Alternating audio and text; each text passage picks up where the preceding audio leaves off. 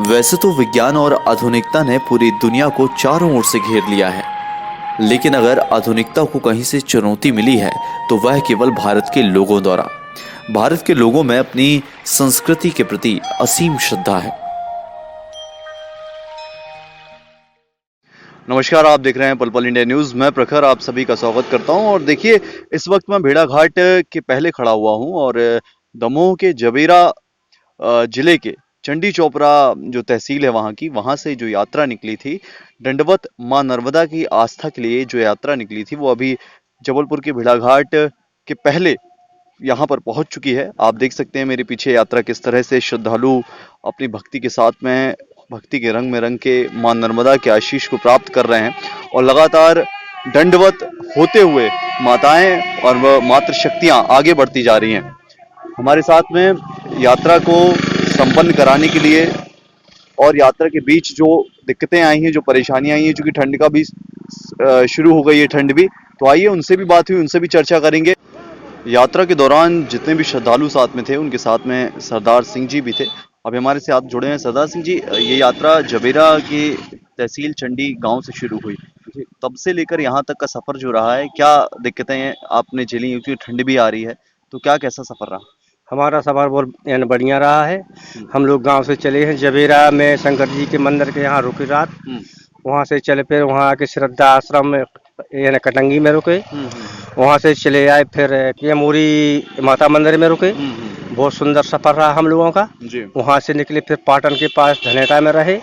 धनेटा से आगे आगे बढ़ते जा रहे हैं। मतलब रात्रि के वक्त आप लोग विश्राम किया करते थे, बाकी समय चला करते हैं। अच्छा, कितने लोग जत्थे में शामिल थे? क्योंकि 15 थे, उससे अधिक लोग शामिल? हमारे जत्थे में कम से कम 60 लोग, हम लोग महिलाएं पुरुष। अच्छा, महिलाएं पुरुष बच्चे। और बाकायदा दंडवत होते हुए मां नर्मदा के आशीर्वाद से आगे बढ़ते जा रहे हैं। जी जी, जहाँ जहाँ गांव पड़ते, स्थान पड़ता है, वहाँ दंड लेते हैं, बाकी पैदल चलते हैं। मन्नत क्या थी जिसकी जो पूरी हुई, उसके बाद ये यात्रा शुरू जी, कोई घर में संकट था, इसलिए हमारी छोटी वाली बहू शिक्षक की पत्नी ने मन्नत ली थी, इसलिए हम लोग जा रहे हैं।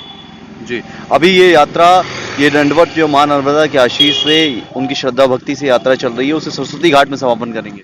सरस्वती घाट में समापन करेंगे, वहां से हम लोग भेड़ाघाट चले जाएंगे। वैसे तो मां नर्मदा को लेकर पूरे देश में असीम श्रद्धा है और इसी श्रद्धा को लेकर दमोह जिले के चौपारा गांव से बीते दिनों नर्मदा यात्रा पर निकले भक्तों का जत्था 4 दिनों की कष्टमय यात्रा पूरी करने के बाद जबलपुर के सरस्वती घाट पहुंचे। देख सकते हैं किस तरह से मां नर्मदा के भक्तगण जितने भी हैं, जो कि निकले हुए थे यात्रा के लिए, और ये पहुंच चुके हैं इस वक्त सरस्वती घाट पर, जहां पर ये पूरा जत्था अभी आ रहा है। मेरे पीछे आप कैमरे में विजुअल्स देख पा रहे होंगे, कितनी आस्था, कितनी श्रद्धा है मां के लिए। पल पल इंडिया से खास बातचीत में माया सिंह, जो कि अपनी मनोकामनाओं को पूरा होने के बाद दंड भरते हुए नर्मदा घाट पर पहुंची थी, उन्होंने बताया कि मां नर्मदा की कृपा से कष्ट का अनुभव नहीं हुआ और उन्होंने नर्मदा मां का नाम लेते हुए अपनी यात्रा संपूर्ण की। सरस्वती घाट में अभी यात्रा पहुंच चुकी है, जितने भी श्रद्धालु हैं वो यहाँ पहुंच चुके हैं। जो हमारी मुख्य श्रद्धालु थी, जिनकी मन्नत थी, माया सिंह जी हमारे साथ में हैं। माया सिंह जी, कैसा रहा ये सफर? गांव से आपने शुरू किया, अभी नर्मदा जी की आप किनारे आ चुकी हैं, माँ का आशीर्वाद आपने प्राप्त किया स्नान करके, कैसा लग रहा है आपको? बहुत अच्छा लग रहा है हमको जी, तो ये मन्नत जो आपकी थी वो पूरी हुई, तो उसको लेकर कैसे ख्याल आया मन में कि हमें ये दंडवत यात्रा करनी चाहिए? हमको बहुत दिन से इच्छा थी कि हमारी माने मन्नत पूरी हो गई, तो हमको भी आने मैया के पास जाना चाहिए। तो कितने दिन आपने ये यात्रा करी है वहाँ गांव से? हमने शुक्रवार से की है, आज सोमवार तक। जी, लगातार आप चलती आई हैं और रात्रि के वक्त रात में रुके हैं। अभी कैसा महसूस कर रही हैं? बहुत अच्छा लग रहा है। रास्ते में थकावट भी बहुत हुई होगी, क्योंकि आप दंडवत लगातार करती आई हैं, दंड करती आई हैं, और माँ का आपने हाथ में नारियल भी था, तो किस तरह की थकावट थी आपको? थकावट तो नहीं थी, ऐसा लग रहा था कि बहुत जल्दी माता के पास पहुंच जाओ।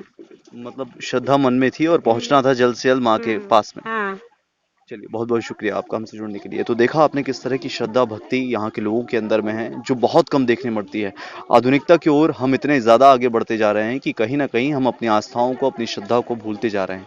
लेकिन ये अनूठा उदाहरण एक छोटे से गांव ने प्रस्तुत किया है। वहीं झाम सिंह ने बताया कि अनवरत रूप से हम दंड भरते आए हैं। जब भी रात हो जाती तो हम विश्राम करते और सुबह होते ही फिर से यात्रा के लिए चल पड़ते। वहीं सरदार सिंह जी ने बताया कि अलग अलग जगह 3 बार रात्रि में विश्राम करने के बाद हमने अपनी सुखद यात्रा पूर्ण कर ली है। चंडी चोपड़ा गांव से हमारे बीच जो वहाँ के पंडा हैं वो भी यहाँ पर हैं। अभी माँ की यात्रा के दौरान ये भी दंडवत करते आए हैं। पंडा जी, आपको थकान नहीं लगी कुछ? नहीं नहीं, तो माता की इतनी कृपा होती है कि ये थकान नहीं रहती है। हाँ, और लगातार आप दंड करते हुए आ रहे थे? दंड लगातार करते हुए आ रहे थे। अच्छा। तो माँ की इतनी कृपा रहती है, कोई भी व्यक्ति या कोई भक्त अच्छा दंड भरे आत्मा से तो कभी तकलीफ नहीं होती है। तो आपने क्यों सोचा कि हमें दंड करके माता रानी के पास आना है? अरे वो ऐसा है कि अगर एक कहावत है, अगर माँ के अगर जो आंचल से विमुख हो जाते हैं बाल बच्चे, तो माँ उनको बुलाने के लिए एक मन में प्रेरणा करते हैं कि हमारा जो सृष्टि में संतान है वो हमसे विमुख क्यों हो रही। जितनी उनकी आंचल में रहती है वो सुखी रहती है, जो उस आंचल के बाहर निकल जाती है वो दुखी होती है। उसको बुलाने के लिए वो प्रेरणा देती है। तो आपके अंदर अभी खुशी जो दिखाई पड़ रही है, माँ का आशीर्वाद भी आपने प्राप्त किया स्नान करके, तो कैसा महसूस कर रहे हैं इस वक्त जब पहुंच चुके हैं गांव से माता रानी के करीब? अच्छा लगा, अच्छा माता रानी के दर्शन भी हुई और उनके यहाँ आंचल में आके बहुत सुख और शांति महसूस होती है।